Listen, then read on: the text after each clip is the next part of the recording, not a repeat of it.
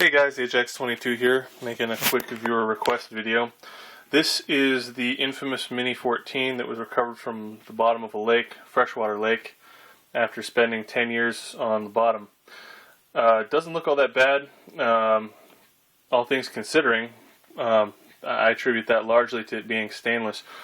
A few things have been replaced in this gun. The stock, of course, not actually because it needed to be, but because the previous stock was one of those chote pistol grip stocks, and well, I'm in California, so couldn't have that.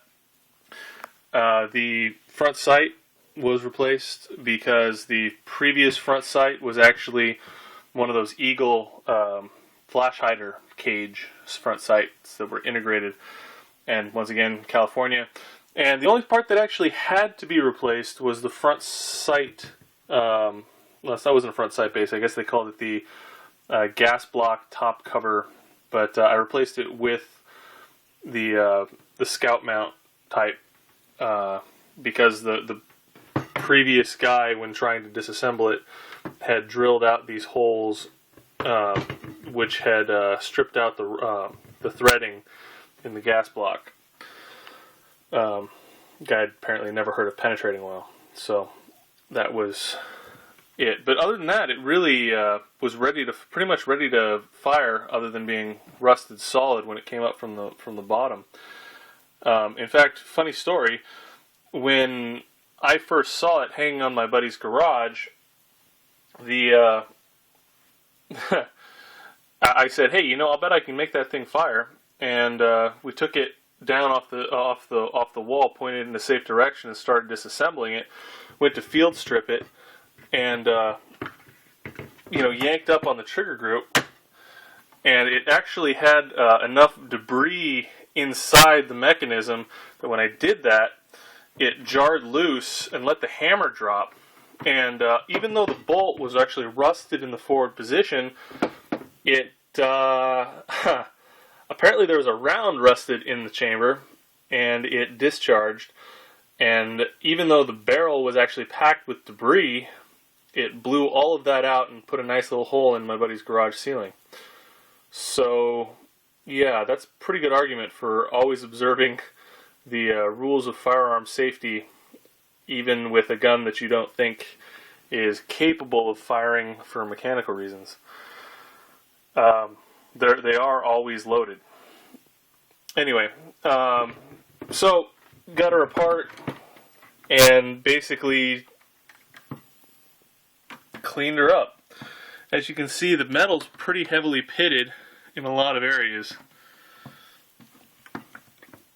The receiver held up pretty well, as did most of the surfaces that were critical.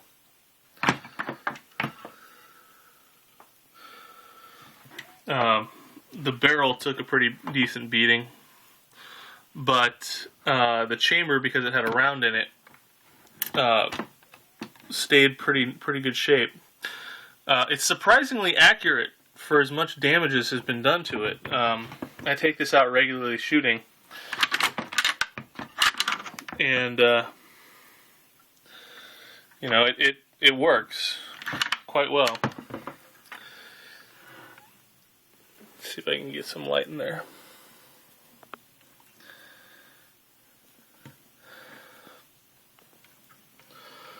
But yeah, I really like restoring these old. Not restoring. I mean, obviously, this will never be classically pretty again. But as far as functionality, without replacing any major components, other than obviously the one that monkeys wrenched on, or the stuff done for California legal reasons. Nothing's been changed on her. Just a good old Mini 14. I actually used to talk a lot of crap on the Mini 14 until this one put that hole in my buddy's ceiling after spending 10 years on the bottom of a lake. Speaks a lot to the reliability of a gun when it can handle that kind of abuse level and still come out kicking.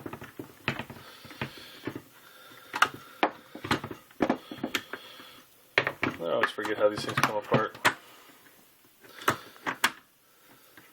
Oh well. I might make another video with her all disassembled, but I'm not going to fumble around one-handed trying to do it on camera for 10 minutes. That would be pretty lame. Anyway, hope you guys enjoyed this. It's, you know, one of the ugly but beautiful in their own way firearms that I've come across and made run over the years. Hope you're having a good one. All right. Bye.